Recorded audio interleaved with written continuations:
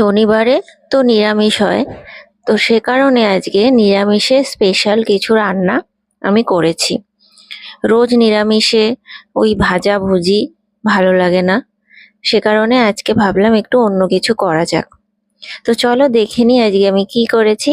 প্রথমে ভাতটা দিয়ে দেব, তো অবশ্যই ভাতটা না এইভাবে দিলে ভালো লাগে।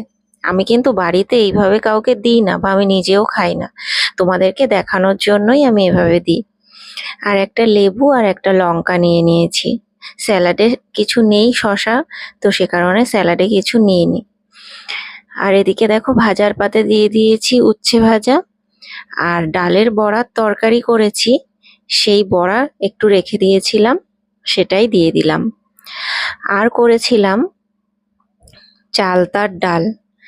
কালকে যে চালতাটা মেখেছিলাম তোমরা তো দেখেছো, সেই চালতাটা কিছুটা রেখে দিয়েছিলাম আজকে ডাল করব বলে। তো মুসুরির ডাল দিয়ে করেছি চালতার ডাল।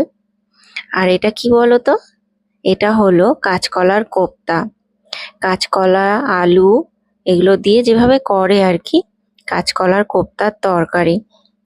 তো আজকের এই মেনুগুলো আমার নিজেরও খুব পছন্দের, আর বাড়িতে আমার ছেলে হোক বা ওর বাবা হোক, ওরাও কিন্তু খুবই ভালোবাসে। অনেক দিন করা হয়নি, তো ভাবলাম করে ফেলি।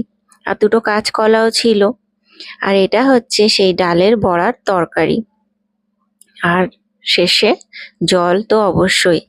আমার আজকের লাঞ্চ মেনু কেমন লাগলো অবশ্যই জানিও।